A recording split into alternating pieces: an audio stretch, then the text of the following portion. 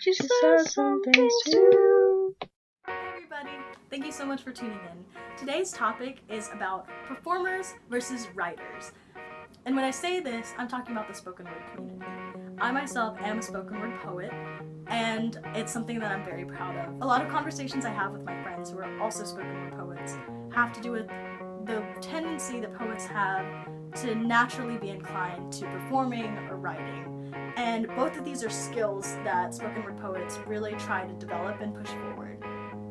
People usually have a natural inclination towards one versus the other.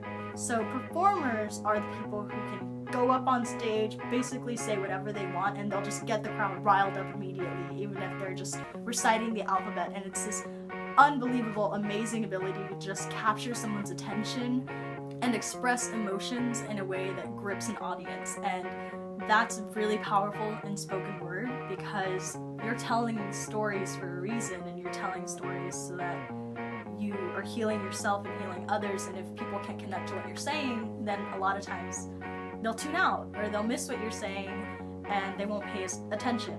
So performing is really important in that aspect. Writing is another very important aspect of spoken word poetry because it's poetry. So it's not prose, it's not a speech. You're going up there with something that you've written in a certain style with a certain pace and a certain rhythm. And poetry has a lot to do with images.